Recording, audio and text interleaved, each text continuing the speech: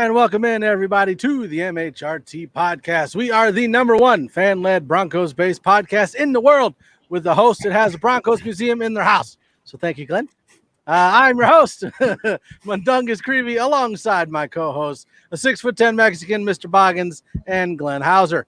We go live every Thursday at 7 Eastern, 6 Central, 5 Mountain, 4 Pacific. Say that 10 times fast. On Facebook, YouTube, Twitter, and Twitch. How's everybody doing today? Good. Doing How great. about you? Good. Yahtzee. Y'all talked at once, so I didn't understand a word you said. Weird like that. It happens, We're either not Grand. talking or all talking at once. Yeah, basically. that's the way I How like about it. All right, we want to welcome in Albert Knopper's already in. Travis Bruley, now that's a new name. Welcome. Glad to have you. Hello. I didn't know we were all pausing. Hello. All right, well, with that, let's get into going around the NFL with some news. Look, Ma, no hands. I love that. Biggest news so far, Julian Edelman has retired. Which, honestly, it's kind of a good thing. I guess I learned that over the last 2 seasons, he's been playing with like a knee injury that is never going to heal. So it's all about pain tolerance. So good. I mean, it sucks that he had to retire, but I'm glad he did. Like that would have sucked. A lingering injury in a quarterback that can't throw to you. It's like, why? Why even? Wasn't it Yeah. something like a cracked kneecap or something like that just it would never go away? I don't even remember. I don't even remember. I didn't read the article. I just saw the headline. I remember it was a very lingering issue though. It just kept happening. It's just gross. Like I wouldn't no. I don't even like a headache. Well, up here in New England, everyone's joking or concerned that he's going to end up in Tampa with. One more year. I was wondering about his might. contract. I was wondering about that. I was wondering if there's still time on. I mean, most likely. I don't think he was a free agent, right? Or he was going to No. be. No. No. Yeah. It's Right. He does go to Tampa. Brady's like, just walk to the end zone and stand there. I'll get yeah. Mhm. Don't even suit up. you. Just walk over there, wave, I'll throw you the ball. But what a tough player. I mean, it's ridiculous to consider that he's the Hall of Fame talk, but the guy's amazing. Watch him player. be in it, just though. clutch. Just clutch. watch. Oh. The social media is going to be raving that day. Yeah, I mean, like I guess I can understand it from like a looking back at what the Patriots have done kind of view, but there are a lot more receivers that need to be in the Hall before he should. A lot. Yeah. That's- I'm not saying he shouldn't be in it, but as long as the people that came before him, get their chance to be in it, because I honestly think that anybody who ever wins a Super Bowl MVP should get some consideration. I'm not saying they should get in. I'm saying they should get some consideration. But like you said, Mike, there are a lot of other players who have better stats and should be considered before Julian Edelman should. I will rage quit Rod if he Smith? gets in before Rod Smith. I was going to say, Yeah. I will rage. He is 156th all time in receiving yards and 261st all time in receiving touchdowns. Yeah. So it's like, Well, that's why I said if like that's that. what the that standards are for a Patriots- receiver. It's just Yeah, like that Patriots nostalgia kind of view, he might get in. But if you're looking just at like numbers, no. He There's did get a a lot of Super people Bowl that should get it MVP, which means that Joe Flacco should be Malcolm Smith. Anyone who's Larry made Brown. a big, important play during a Super Bowl should be. in the Hall of Fame. I mean, quite honestly, the Patriots of Stanley David Morgan. Tyree. He should have been in before. Yeah. Mm-hmm. Jadeveon Clowney signed to the Browns. $10 million. Does he play? Is he the same? No, he's not the same spot as Myles Garrett, is he? No, I think he's Opposite opposite. side. Opposite side? Yeah. See, that's kind of scary. It's Jade- kind of like. Sorry, go for it. No, go ahead. I was going to say they line up a little differently. Garrett is more of like an not necessarily like a Chubb, but he actually goes down into like a 3-point stance a lot of the time on the weak side, and then Jadeveon's always stand up on the opposite opposing side, like a Von Miller. Okay. Because I mean, that could potentially be a pretty scary 1-2 punch. I mean, Jadeveon Clowney hasn't really been with a team that had an equally talented player on the opposite side. Except for Texans with JJ Watt. Yeah, and even then, he played well though in Houston. Yeah, it's just injuries always. That's a weird career. He had a really crappy year last year with the Titans, and they obviously felt like they were, I don't know if you want to say duped. The fact that he was able to outlast Vic Beasley, should tell you something, and they moved on from him for a reason. Dude, I outlasted Vic Beasley. Really, the only other big news is just Antonio Brown still available. I don't know if that's really news. Deshaun Hamilton apparently is in the trade. We're doing NFL stuff, then Denver stuff. Calm it down. I thought you said big news. I'm sorry. Yes, did I tell you guys I was hanging around with Aaron Donald? Go over and Cliff Notes before this. I'm right here. Yeah. You totally missed out on Glenn's comment, by the way. Oh. See, we're all talking at the same time. Mm-hmm. I didn't say that. I said I was hanging out with Aaron Donald in Pittsburgh the other night. It was uneventful. Let me see your eye. Yeah. What's that? Stitches? Any stitches anywhere? Mm-hmm. I don't care what he said to that. I don't care what Aaron Donald says to you. You run the opposite direction. Well, this is the thing though. I heard that it was just kind of Aaron Donald just snuck up and hit him, and you don't really have a chance to run. Now at the same time, I don't believe that. That seems very unlikely. Yeah, you must have said something to that man. The guy does have some anger issues, so I won't put it past him. Mm-hmm. Well, if Aaron Donald just kind of settles the civil case that's going to come his way, he probably did it. As a UW fan, the guy was wearing a Cougar shirt or a sweatshirt when he came out of the jail or whatever he came out of, so he probably deserved it. That's just like the primo way of Couging it. I will not take it easy. Are people really that worried? Is there really a rivalry with Washington State at this point? I mean, have they done anything since Bledsoe? No, that's what Couging it's for. Especially, it's my favorite's when they look good during the season, and then they still come to the Apple Cup, and we still stomp on their face. Hey, Albert. Let's see here. We've got Johnny. He's on the Nothing Rhymes with Orange and Blue podcast. Johnny Bach. All right. Recognize the beard. Dirty Mike, Nad the boys. Is it Bucky like the anime where he's like a fighter? Because that'd be dope. I think so. That would be dope. Landon, hey. You better have your chores done, sir. Mark Cortez, how we doing? And then we got Adam Sears. Now we do have some questions from Travis coming in hot and heavy. Travis, who wants Drew Lock as our starting quarterback? At 7:02 my time, we got that question. Okay, so we have talked about it. Obviously, I'd say the biggest Broncos news is that Drew Lock is working with Peyton Manning. I know that they were working together last season, but that was mostly like a couple Zoom calls, and that was it. Whereas now they're sitting down, going through film. Yeah, like that. It was mainly like, what do you suggest going into the off season? Yeah. What do you suggest I do as far as like when to do off season workouts and stuff, and getting with the receivers and whatnot? But obviously that everything kind of fell apart with COVID and everything. But yeah, this one was a lot more in depth, cerebral style, trying to look at what Peyton looked at. But I mean, Trevor Siemian was under Peyton's tutelage, and so was Brock Osweiler, and so we'll see. Not everybody can be Peyton Manning.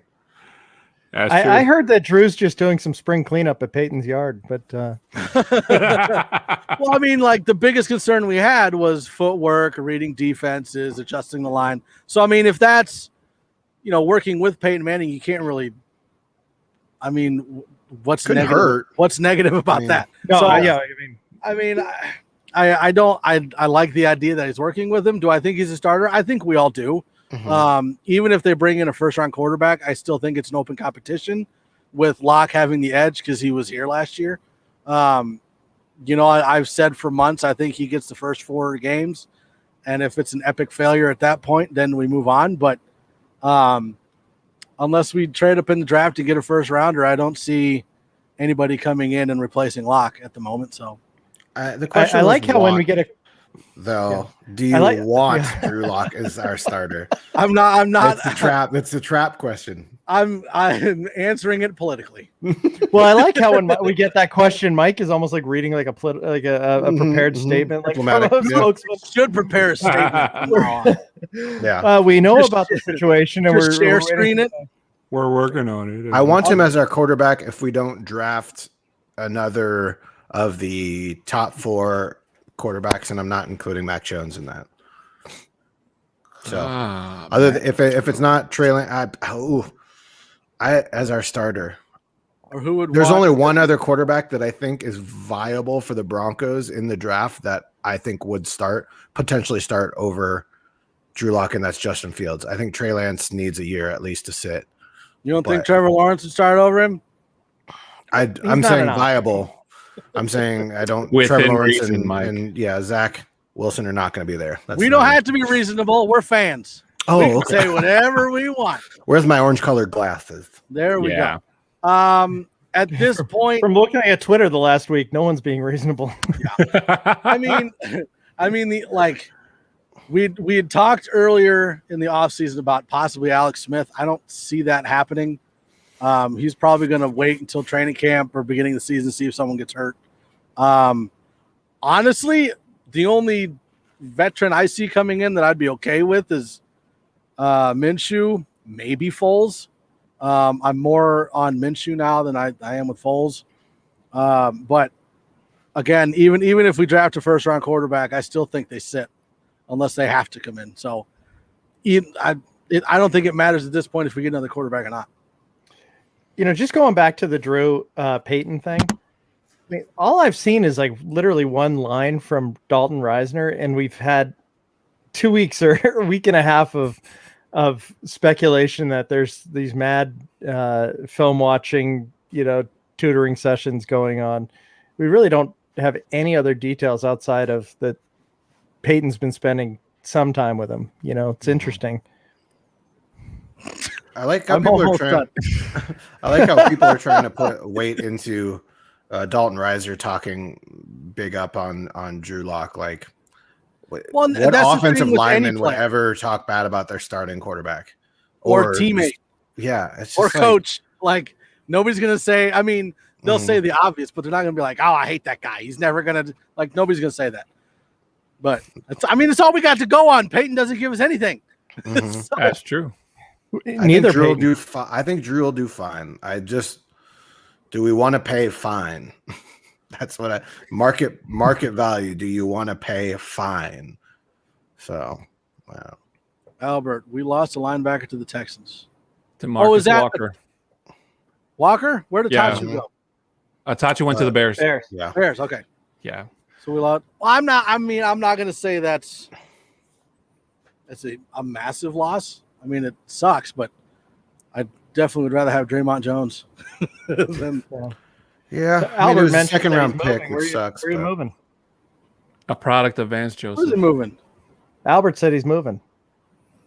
Moving on up to the East Coast. West Coast. Oh, yeah, he's moving from the West Coast to closer to the East Coast. He's moving. Nice. Yeah, we could be neighbors. Yeah, that's scary. Bring your winter coat. Okay, so more massive news. Kyle Sloter is now available as a quarterback. Go get him. Kyle Sloter. Loaded after a preseason game. I remember that. That was so. Don, they're moving closer to you. Desperation. Ooh, Missouri. No, he's moving in with Mo, it said. Oh, there you go. The Bodry how family. did you get a roommate? Well, good luck with the move. Yeah, you guys can jump on with Skyjacker or Shadowjacker and host the MHRT after hours. Sorry, Shadow. Sorry. That's good. Leave me alone. Okay. Voluntary off-season OTAs.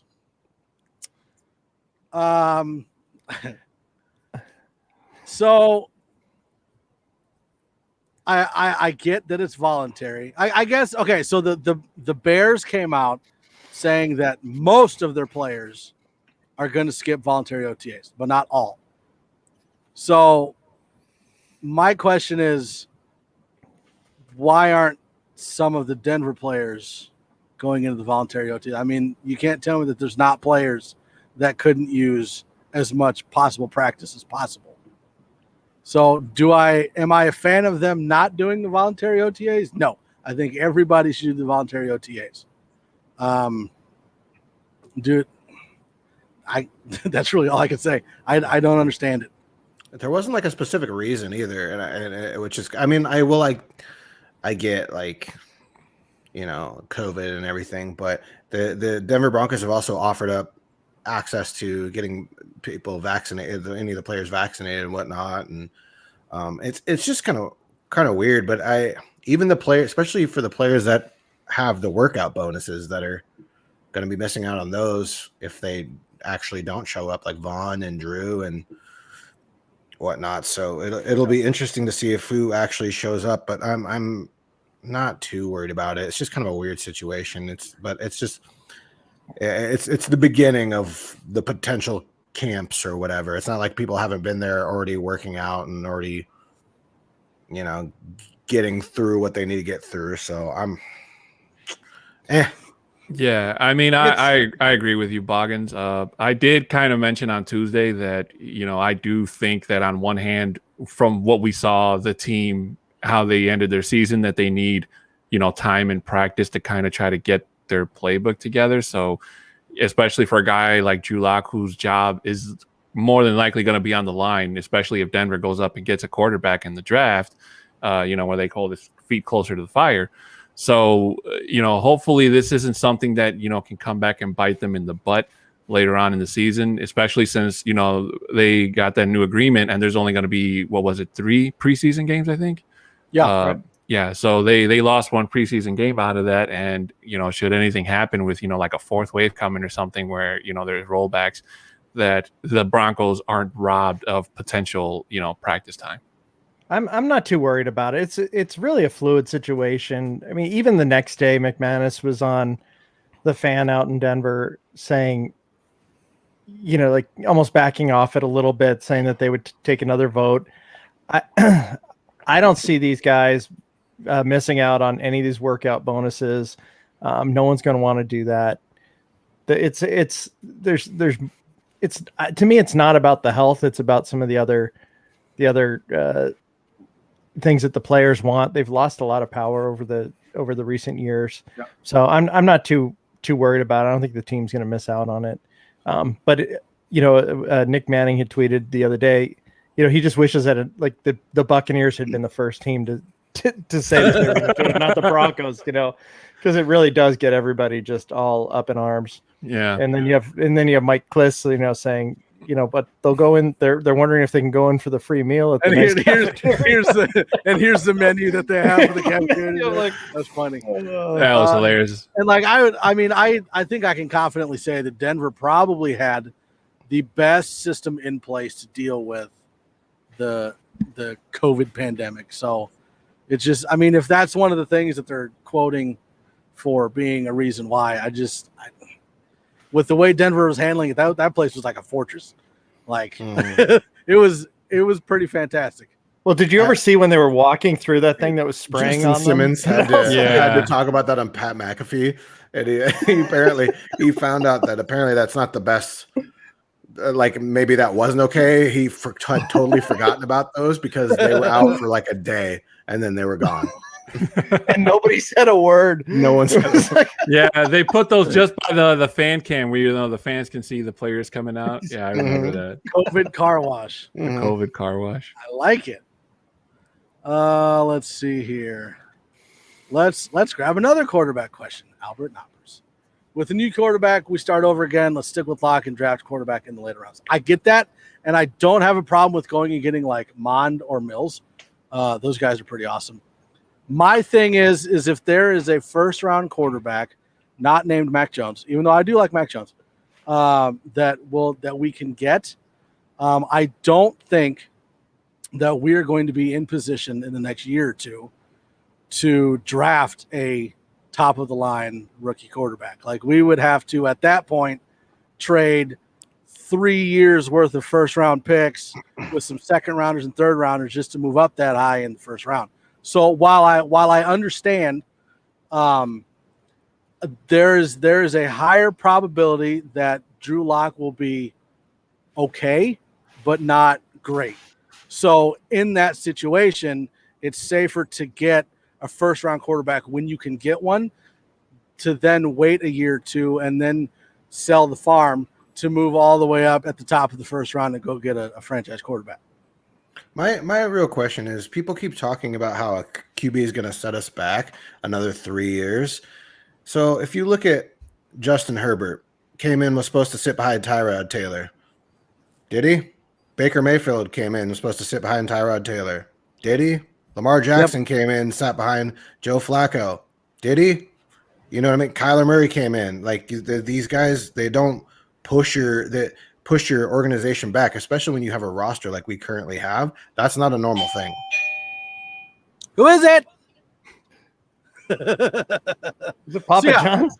So yeah, again, it's not so much that we're that we're giving up on Drew Lock. He can be good. What we're saying is that it's better to hedge your bets, get that first round quarterback when you are able to, than to try to then trade higher up into the first round when you're sitting at like 15, 20, 25, because you have to give a whole lot of picks in order to move up into that first round. Yeah, Marcus, you got the strippergram that we sent over? Yeah. Happy belated birthday. That's compliments of Shadowjacker at MHRT After Hours. And I got the name right this time. She was Canadian. MHRT After Dark. That wasn't a real police officer. Thank God. Yeah, don't tip her. Let's see here. There's another one from Travis. Who would you want as the next head coach next year? Honestly, I don't think Fangio is going to get let go. I don't think because what we've talked about is, if the defense is a top 10, we'll go with top 10. Is a top 10 defense, and the issue is the offense and not the defense, they'll let go of Shermer and Locke before they let go of Fangio. Because every team that is going after a head coach is going after a head coach or defensive coordinator that is modeling what Fangio is doing. So we have that coach that people are trying to emulate with their systems. So I don't think that this is a Fangio prove it year as much as it is a Shermer and Locke prove it year. So I don't think that we're going to have a new head coach next season unless we epically fail. But hypothetically speaking, Mike, if they did fire Fangio, who would you suggest? Okay. So everyone talks about Bieniemy. They talk about Joe Brady. Talk about Dable. I like Byron Leftwich. He's just a personal favorite of mine. I love Byron Leftwich. I like Leftwich too, but I believe that he'll probably get handed over the Bucks when Bruce Arians retires. Yeah, for like the second time. So I would have to be third. Third, yeah, third. I think so. Yeah, third. So I would probably have to go with Dable in the case of if they should ever fire Vic Fangio. I like Dable if we get Justin Fields for sure. And I think that would, like, in order to get Dable, you would almost have to get a new coach next year, because after next year, I don't think Dable or Bieniemy or Joe Brady are there. Yeah, their head coach is somewhere else. Mm-hmm. Yeah, I just don't see Fangio leaving though. I just think he was just too up against too much last year in order to do. I mean, his offense wasn't producing. He didn't have a ton of players on defense, and he was still in some games. I mean, we barely lost to KC that second game and that first game, the score did not depict what actually happened in that game at all, with all the offensive turnovers. So well, and we talked about it a bunch. Like if you take away half of those interceptions or turnovers that put the defense in terrible position, we win 3, 4, 5 more of them games. So even with like the 11th man up in every position on defense, like we still had a pretty good defense for what we were working with. Yeah, and let me just say for the record, I'm really glad that John Elway did not hire Chuck Pagano over Vic Fangio, because I think we'd probably be sitting in a even worse position had Chuck Pagano been the head coach the last 2 years. What if we moved Munchak up to offensive coordinator? That'd be an option too, probably. If we just fired Pat Shurmur, I wouldn't be surprised if it was in-house. But would it be just Shurmur, or would we fire Shula too? Because if it's just Shurmur, then Shula would move up, you think, right? Maybe. I mean, maybe it'd be up to Peyton. But I mean, Munchak's been a coach. Shula has been a coach too. But Munchak actually interviewed for the head coaching position, and then ended up taking the offensive line position, probably because his daughter, I think, lives in Denver. Got some grandchild too. Yeah. Albert, do you believe? I'm guessing that's Pat. Would put in Peyton Manning. Yeah, Peyton Manning. That's is he talking about my mom? My mom. Yeah. Do you believe Peyton effing Manning would put time in for QB he doesn't believe in? Hi, Mrs. Boggins. Hi, Pam. I kind of feel like that point's a little overblown too. Like, I don't think that Peyton Manning is putting in work with Drew Lock because he believes he's like the future. I think he's putting in because he's a former Denver quarterback. He's a nice guy. Him and Drew have a relationship, and Drew's coming to him saying, "Hey, I want to learn this." So I think it's a little overblown. I mean, he could have done the same. Like Lock could have done the same thing on the Elway and asked the same questions. I'm not going to say Elway's as smart as Manning on the field. Yeah, well, I will, but I don't. I think it's overblown a little bit. Well, we saw what happened to the last person Peyton Manning gave his blessing to, and that was Andrew Luck, who took his spot in with the Colts in 2012. So, Andrew Luck unfortunately wasn't able to secure a championship during his tenure with the Colts, but he turned out to be a pretty good football player nonetheless. So, whatever it is that Peyton Manning sees in Drew Lock is what I want to say is what John Elway saw in Drew Lock when he drafted him. Now, unfortunately, we're not seeing the exact same thing, even me as a Drew Lock supporter. But I'm trying to stay as optimistic as possible in terms of trying to give him the benefit of the doubt come this season. But if he goes out there in 2021 and he, stinks it up and it's something even worse than what he did last year, then I don't see any way where, especially a guy like George Payton, who's trying to fix this team, can say, we'll give it another shot in 2022. With Lock. I don't think Drew's going to be bad this year. I don't. I really hope not. And like Mike said, even if just a handful of these errors were taken away, and we could have been a playoff contending team. It's such a game of inches. We got death by inches. We got a game of inches. We got inches upon inches. Inches, yeah. I think if Drew Lock hits the ceiling, which I think is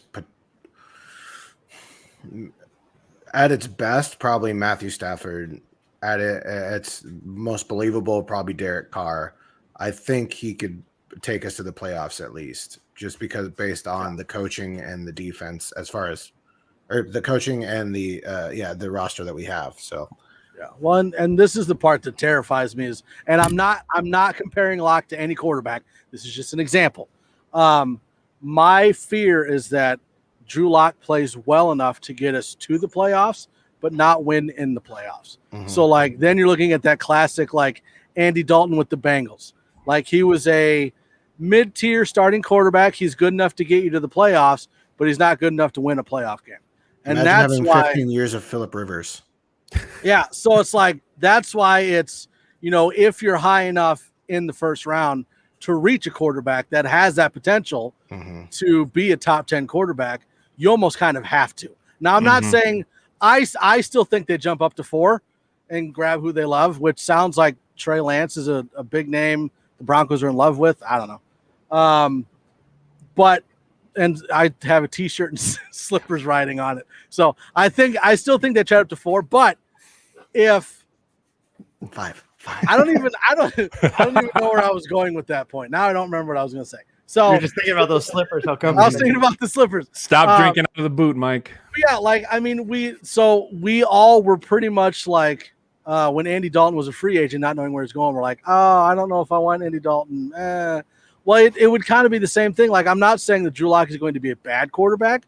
I just don't think that his ceiling is as high as we all thought it was when we drafted him. And so at that point, you have to be like, okay, so do we shoot for a top 10 quarterback potentially, or do we stick with the mid-tier guy that we have? And I as much as I want to win Super Bowls, I don't want to win Super Bowls like Brad Johnson did or Trent Dilfer did. They were meh, and the defense carried them, because you don't get those NFL leading generational defenses for more than 1 or 2 years. You just don't. And 5 years cost controlled of a player that could potentially that has a higher ceiling than Drew Lock. Like, why would you not for potentially give up 2 first rounds for it? Like, whatever. Those first round picks are going to be later down the. I mean, how often are we in the top 10? So, like, I just think and that's the risk is absolutely worth it. That's really the overlooked point to it all, is that you get a new quarterback, and that contract clock starts over. You get 5 years. Drew's entering his 3rd year. He's on a 4-year deal as a 2nd round pick, and so. I mean, by the time he's ready to be signed and if he's the starter at that point, he's going to be taking up a huge percentage of this cap as a 2nd round pick on a 2nd contract. So restarting that clock is important. And I'm also tired of hearing that 4th bet. Like, are you going to take the 4th best? This draft class, the quarterbacks are so like pick your poison. It's just whoever each organization believes will fit their system. Like, Justin Fields was ranked 2 for a while, and then all of a sudden Zach Wilson, after 1 year, bumped up there, and then the hype of Trey Lance exploded, even though he played like very well in 2019, and then 2020 he played 1 game before COVID, and it was not good. So everyone's just kind of like hype has kind of jumped. So it's just really pick your poison this year. Well, I think the whole QB4 thing is not a thing. You put it like a couple weeks ago. You were saying it's like Trevor Lawrence is 1, and then Fields, Lance, and Wilson are like 2A, 2B, 2C. Like, yeah, they're all right there. So I mean, yeah, it depends on who fits where. Johnny, I hate being stuck at work and trying to catch you guys live. 911, go to sleep.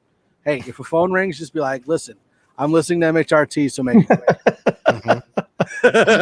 You probably won't have a job for long, but it'll be funny when you say it. Who needs work? We need the publicity. We need clout.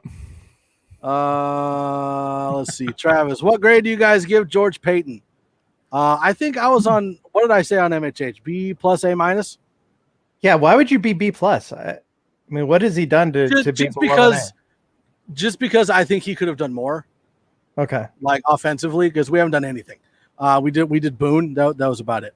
But as far as what he's done, I give him an A. But the overall, I gave a B plus, A minus, because he could have added other than Boone's, like a punt returner or a kickoff returner or a backup right tackle or something. How dare you not have faith in Deontay Spencer? Well, Deontay Spencer just got re-signed, right? He's back today. So, yeah. Okay, and then Deshaun Hamilton is the one that they're talking about possibly being a trade piece. Because Cordero Patterson went to the Falcons, but I'd like to believe that maybe he was in the conversation of, I don't know, maybe trying to be acquired by Denver, but I don't think Spencer was the kickoff punt returner, right? Yeah. Yeah. He had 1 return touchdown last year. But also Tyree Cleveland. Yeah, He's right. still And there. up and comer. I liked Cleveland better as wide receiver instead of returner. I like Spencer better, but he did have some issues. Yeah, but he takes one. Was perfect. I hate the fact. I mean, he did play some snaps as wide receiver, but I hate the fact that we're taking a wide receiver spot for a specialist. Yeah, You know, it's always good to have a skill position player that can return kicks and you know, maintain that roster spot. I do find it interesting also that I was going to say that, you know, it must be a slow news day when, you know, the big report is that our fifth wide receiver is possibly on the trading block. So. yeah. Or he's being transitioned over to running back. He's like all-time leading receiver for Penn State, though. So that still carries weight, I guess. I guess. Trying to go. So Fallen Angels. I love that T throws me off. Not Angels. Not too many Always and Mannings. I'm assuming that not too many Elways and Mannings are there if we make playoffs. That's a great start. I get that. Like, I would love to make the playoffs, but I don't want to make the playoffs based on our defensive play. And then in 1 or 2 years, we have to restart all over again because defensive players are gone. That's what I'm saying. Like, when you get that generational level defense, it only stays around for a couple of years, then it's gone. And then where are you at? Because now you have a mid-tier quarterback with like your defense isn't that generational defense anymore. So now what? So now you're stuck in the mid-tier of the first round and have to give up everything to move up to go get that quarterback. That's why I was saying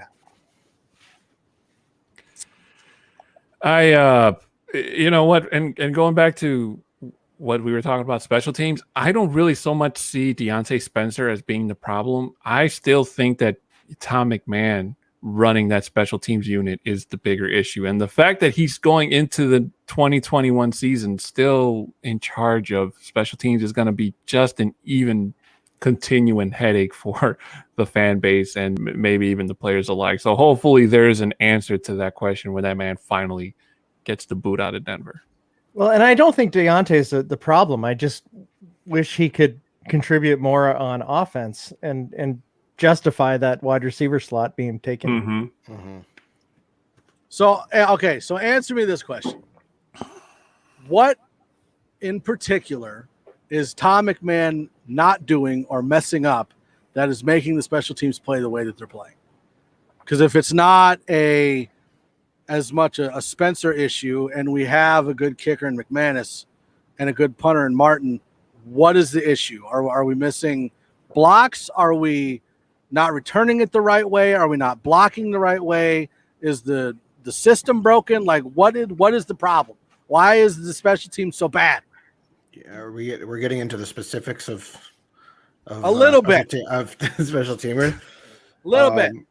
I mean, it just depends on the situation. I mean, a lot of the times you're trying to fan out or fan inwards, like corral in, and some of those special teamers will on occasion like to get excited and try to just get around their guy and fan outward to try and find, and then that guy breaks back inside where that was specifically designed to go, and then you're clear up in through. I mean, there's holding. I mean, there's all these different technique blocking the back. I mean, there's all these different techniques that are just are coachable issues. And I mean, I think we average one of the most like return against in the league last year.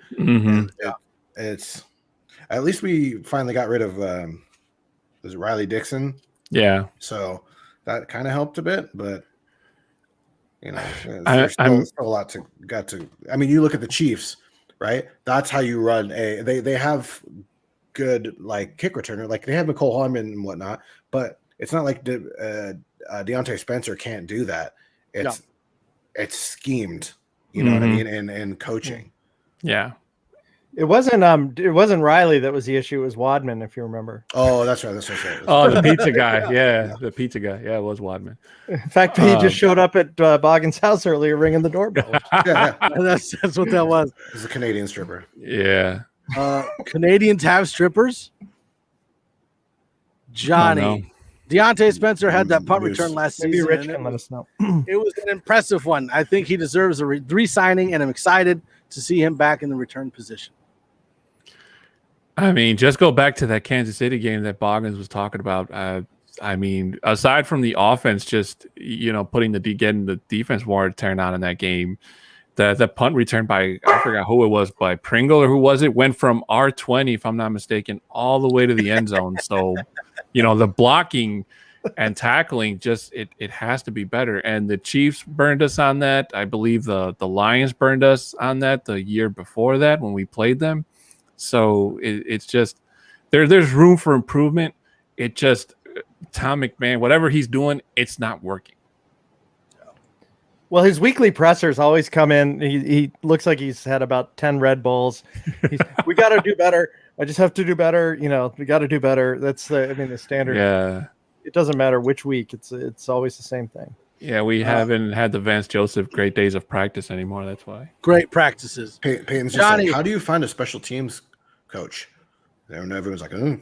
So like, all right, well, we'll just keep him for now. We'll figure it out. Johnny, 85 Bears, 15 Broncos that never last. Now, so who would you say is the best defense in the NFL of all time? Yeah. Because you got what? 85 Bears. You've got when did the Ravens win their first one? Was that 2000? 2000? 2000. That's when Sharp won it. 2000, and then the 2015 Broncos. The 2002 Bucks, I believe, had a pretty good defense, if I'm not mistaken. 2002 Bucks. With the orange-colored glasses off, I'm saying 2000 Ravens. It's just a different NFL, dude. Like, it's just so different over the years. 3 different eras. Hard to. You're a different NFL. I feel like you would have to, in like bunches. You know what I mean? Like 2002 Bucks, 2000 Ravens. 85 Bears kind of stand alone. And then 2013 Seahawks, 2015 Denver Broncos, I think are more comparable than just being like all time, because it was just all time. It's just so different. Kind of like picking the best quarterback ever. Yeah. Yeah. That's Tom Brady, but that's fine. I had somebody there. It was on Twitter, and sometimes Twitter gives me a headache. But they're like, if you take away, who is the better quarterback, Aikman or Marino? And it's like, if you took away Aikman's Super Bowls, is Aikman actually better than Marino? It's like, no, Marino's better than Aikman, even with the Super Bowl rings. Yeah. Aikman was just a lucky product of a Jimmy Johnson coaching scheme. But, I would say 2013 Seahawks, but, when we faced the Seahawks in that Super Bowl, they didn't face a Broncos team that was at 100%. They were more like 80, 70, because Von Miller was out and Chris Harris was also out, and then there was another player. I tried to use that too, but we didn't have I'm not using it as an excuse. I know the offense stunk up the joint. I'm not taking it away. I'm just saying in terms of picking the best defense, because that defense barely made it out of that Vic Fangio championship game against San Francisco. It was just a lucky catch by or interception by Richard Sherman that sent the Seahawks to the Super Bowl. So I would probably have to say the 85 Bears. Rich, you're gonna have to explain that one to me a little bit. Peyton's grade for me is a C. I know why. You're gonna have to answer me that one and if it's because we re-signed Simmons, go away. Hey, do you see? Look over my this shoulder there. Yeah, Simmons jersey. Simmons. There was another one that Rich is the type that you say the coffee's hot, and he's like, it's actually lukewarm. Well, we know our talking point for Broncos talk on Tuesday, don't we, Rich? It was from Chad. Who are the Niners taking at number 3? The Niners? Yeah, who do you think the Niners taking 3? Everyone's like, I hope Mac Jones. I hope Mac Jones, but it's I'm afraid Justin Fields. $10 says it's Justin Fields. No, I'm not making that bet. I say Mac Jones. I say Mac Jones. You think Mac Jones? Realistically, or that's who you want them to take? No, I think that's who they're gonna take, because they need somebody who can throw the ball like Mac. From what I saw anyway, he looks like he can throw the ball pretty far. So that's just my guess. Don, I'd bet you slippers, but in your size, they'd probably cost me a fortune. That's what I was gonna say. Like the ones that fit. we have these MHRT hats, well, like all four of us, and then Rich has one. But when Don puts it on, it looks like a watermelon with rubber bands on it. Yeah, it looks like it's squeezing my head. That's why I buy custom hats, because I can't wear the clip ones. I got my Pikachu wearing it. I said that it looked like he took one of those helmet ice cream bowls at the baseball stadium and then put it on his head afterwards. Yeah, it was giving me a headache. I really want him to take Mac Jones, but I don't. I mean, gosh, I want to say common sense would say take Justin Fields, or Trey Lance, but I just don't want that. I want to speak Mac Jones into existence so bad that I want that so bad. Imagine. Peyton is patient and some miracle happens and Justin Fields falls to the Broncos at 9. Like, can you? Oh, hey, what a beautiful. This is one of those things where it's like, so I think the first 3 is probably going to be Lawrence, Wilson, and then Fields would be my guess. And then 4th, you've got the Falcons. I don't think they take quarterback. I think they take like Penei Sewell or Slater, an offensive lineman, or Pitts. And then you've got Cincinnati at 5, and I'm guessing that if Pitts gets past Cincinnati, they take either Pitts or an offensive tackle. And then you've got Miami at 6, and I'm betting that they're going to take defense. No, linebacker. You think so? I think wide receiver. So like Jamar Chase? Wait, who? Wouldn't surprise me. probably. Chase? Who are we talking about? Miami. Miami. At 6. Wide receiver? Probably Chase. So then you've got who's at 7? Lions at 7? Yeah. They're one of the ones. They're one of the ones that I could see taking a quarterback. But they're on the hook for huge money. I know, but it's Goff. Like, yeah, it's Goff. It literally could go either way. There. So I mean, there is really a good possibility that we could have a Trey Lance or a Justin Fields fall to Denver at 9. Like, they might not have to move up. But don't sleep on Patriots or Washington trading up above. Yeah. Which they haven't done. I looked it up. Last time they traded up in the first round was 1985. The year I was born. Fields falling to 9. Boggins, go change your pants. I would. I would. You don't think you want to see if we go live on draft night, man? If you want to see me do a cartwheel on camera. I think Miami goes Devontae Smith. That could be an option too. Maybe. I don't understand why Jamar Chase is rated higher than Devontae Smith. Just his build, I think. Better. You know, really? He's that much better? Yeah, that much. I mean, he just does everything you need. And Devontae Smith is small. He's very skinny. Like he got a lot of hype because Jalen Waddle got hurt, and then he won the Heisman. But I mean, there's still it's pretty much consensus. Jamar Chase is the best, and then it's kind of back and forth between Devontae Smith and Jalen Waddle, who's number 2. And so it's just kind of about, again, pick your poison. Yeah. So I mean, it's definitely. I've still got that bet on Denver going to 4, but realistically, Denver could move up to 7 if they're looking for a quarterback. But again, you got to worry about Washington, and you got to worry about, like, the Patriots are the one that I'm worried about trading way up into the first and grabbing a quarterback, because they're the one. But again, I think Cam Newton could be a good quarterback for the Patriots if they actually had someone else on offense that had some talent. Like, they didn't have anybody last year. The funnest part about these drafts is that you try to be as practical as possible, and you try to, use analysis, use reports and sources and whatnot. And then there's always that weird one in the top 10 that Yeah. everyone was like, "What?" Well, Like, and Matt Jones, That's like, usually the Raiders actually. Daniel doing Jones, that. yeah. and Yeah, that's why Cleveland this year. Farrell That's why or this year is so interesting Daniel because, like, Jones. we haven't seen Belichick in this position in 20 years, so we have no idea what he's going to do. Yeah, the last So- quarterback so- they drafted in the second round, I think, was Jimmy Garoppolo, and then Tom Brady was pretty much saying, "No, get him out of here. It's my team." Get Like, back. "Oh, okay." Our good old buddy from MHRT After Hours, Shadow Jacker, not Skyjacker. Fellas, if you were the GM, would you be willing to trade the 9th pick to a divisional rival? And how sweet must the pot need to be to do so? Ooh. Like trading back? Because I don't. Mm-mm. It depends. It would have to be because there's nobody ahead of us. Yeah. I think if it's no, No, the Chargers are ahead of I'd us. never do it.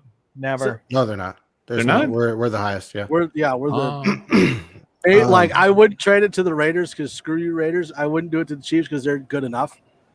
Chargers, maybe they kind of suck. If there was So- a QB, I'd say no. But if there was,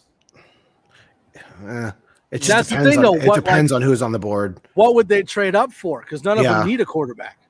Yeah. If you Maybe the Raiders, but most likely, Well, I no. mean, some of most them need likely no. offensive line and things like that. I mean, it's well, but you've got some good mid-tier first-round talent sitting there at tackle, and I mean they don't really have any guards or centers rated that high. So, I mean, my answer is no, but I don't see a need for anybody to trade up.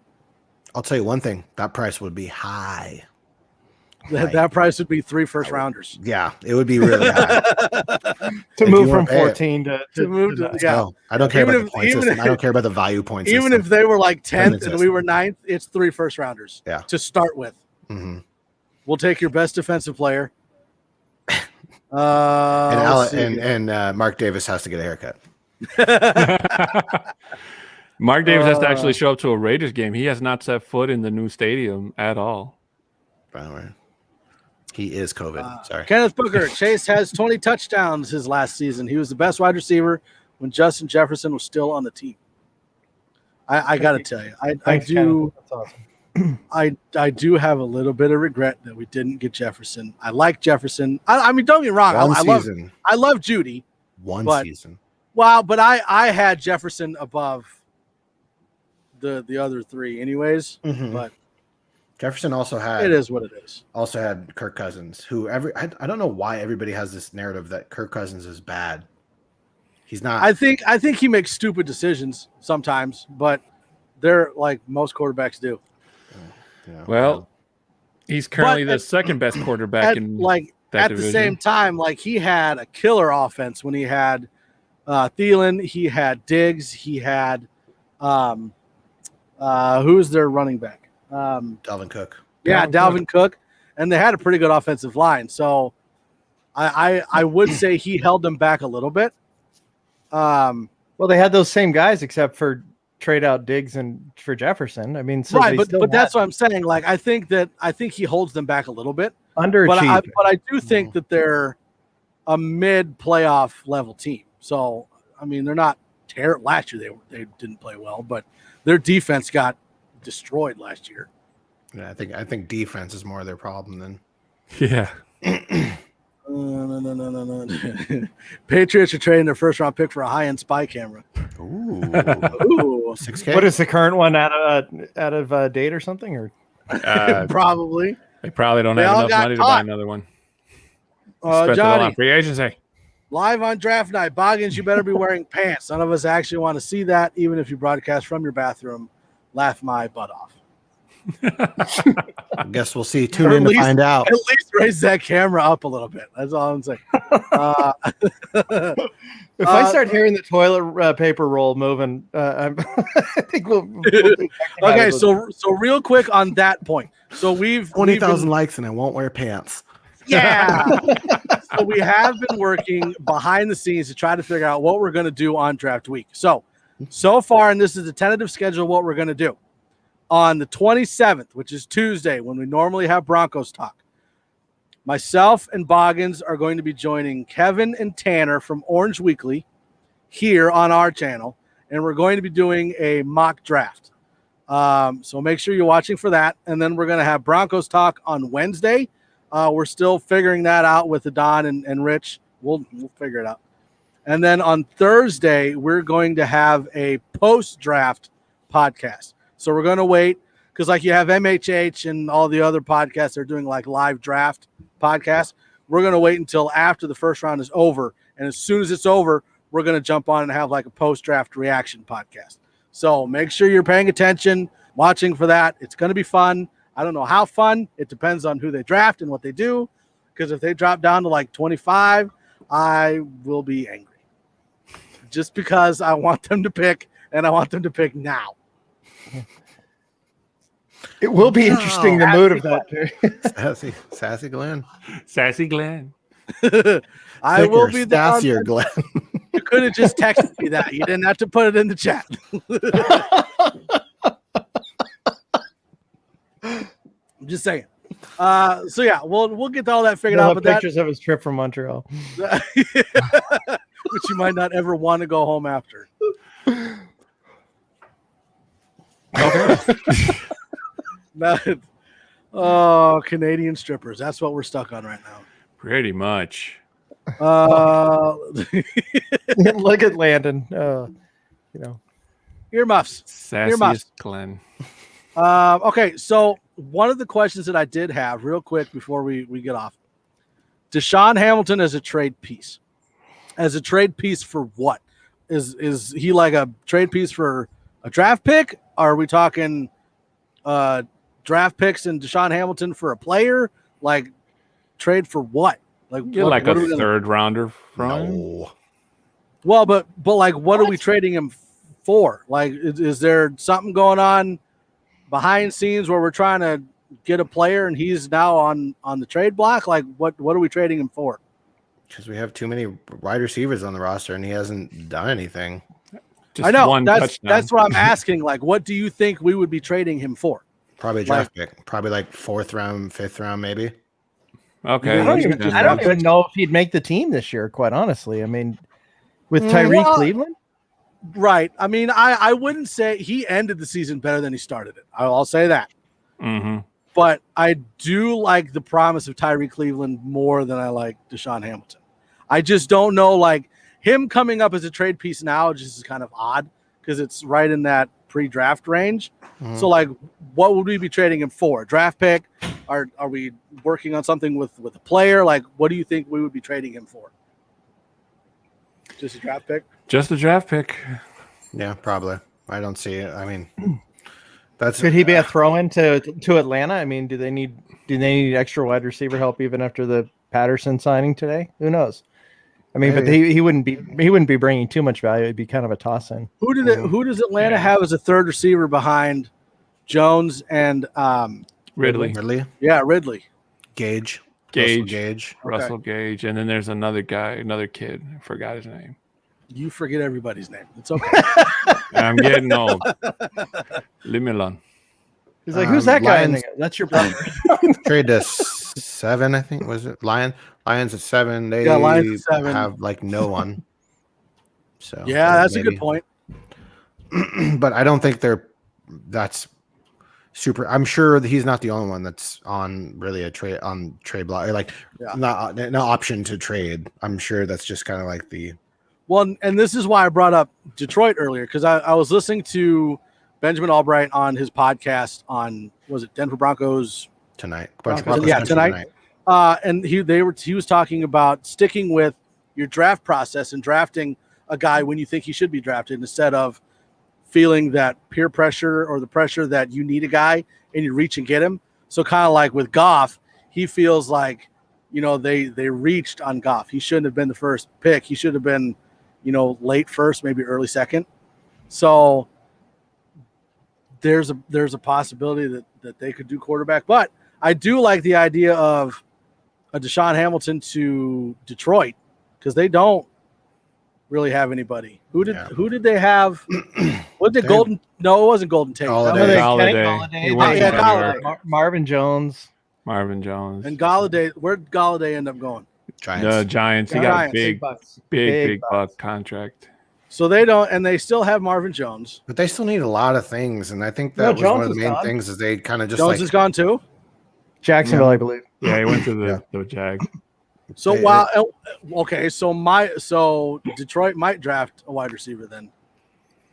So I mean, Maybe, yeah. Or a we cornerback. could be yeah, well, yeah. I'm saying that there is a good possibility that we could have a quarterback fall to 9.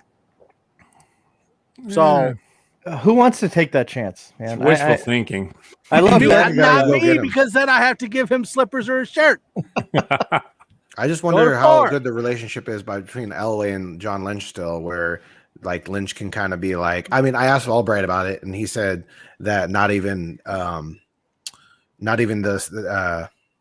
John Lynch and Shanahan's assistants know who they're drafting. Well, So and honestly, It's a secret. I don't know if the relationship with Elway and Lynch even matters. I mean, honestly, Elway's there for like advice, and that's about Mhm. it. I mean, this is Peyton's show, so I don't know if that really matters much. I don't think 49ers know who they're picking yet. Honestly, Mac I don't, Jones, like Mac Jones, Mac Jones. They're still going to pro days. They're still. I mean, Trey Lance is going to have another one coming up. So They took was it Shermer that went to Field's second pro day? No, Shermer, Shermer. Shermer and Roos, the pro personnel director of pro personnel. Russo, I think. I yeah, know Roos. his name about as well as Adon knows anybody else's name. Pretty much. But it does say something though that the Broncos are sending like not just scouts; they're sending their actual offensive coordinator to the second. You know, it's like you go look at him too. So it says a little something. I think I just have a feeling they like Fields the most. I just don't know if he'll be there, and they're legit probably going to wait till draft day. And if the 49ers legit pick Mac Jones, I think the chances of the Broncos moving up become more of a reality. But I don't think anything is going to happen until draft day, because I think they're, based on what Albright said, there's one guy that they like but don't love, quote unquote. So I don't know. Oh, I thought that I saw a tweet. I don't know if it was from Albright or if it was from Kliss, but there was somebody that sent out a tweet saying that the Broncos are in love with Trey Lance, but doesn't know if they'll Haven't seen trade up that. for him. So if they don't trade up for him, they don't really love him. They don't really love him then. It'd be more of a like. I don't know. We'll see what happens. It's going to be interesting, but we got to go ahead and get off. We got to. We don't really have a time limit. We just don't want to be on while MHH is on. So we'll let them do that thing. So we'll go ahead and hop. Plus, we like to listen to him too. So we'll go ahead and hop off. We want to make sure that everybody is aware that we go live every Thursday at 7654. You know where to put them: Facebook, YouTube, Twitter, and Twitch. We also are live on Tuesdays with Broncos Talk, same time, 7654. And then make sure that you're watching for the draft week podcast. There's going to be a little different. We're going to add some, but it's going to be a lot of fun, especially seeing getting the reactions from everything. So make sure you're paying attention to that. We love every single one of you for being on. Richie, not so much because you're supposed to. Johnny, Landon, Kenneth. We got Shadowjacker. We got Fallen Angels. We have Mile High Prophet. We have. Got to keep scrolling. Albert Knoppers. I think I said him. Oh, who was the? Travis Bruley, Muhammad Badri. Ooh, that was Muhammad Badri. Hashtag cracky wizard. Cracky wizard. You know what? Chad Marcela. I'll put that cracky wizard. Wait, no, that sounds like I'm on drugs. We're not going to do that one. We're going to get in trouble. Mark Cortez. We want to thank everybody for being on. It's an absolute blast being on here every week, and we appreciate everybody. So we're going to go ahead and head out. We love you. Thank you. Mile High Smash that salute to like button everybody. if you don't like. If you would like me not to wear pants. Bye. Or smash the like button if you want it to be everybody. Cracky Wizard. Oh. We'll do that too. Yeah. Cracky Either wizard. one. Comment which one you want. No pants or Cracky Wizard. We'll do that. We'll do that. Bye, everybody.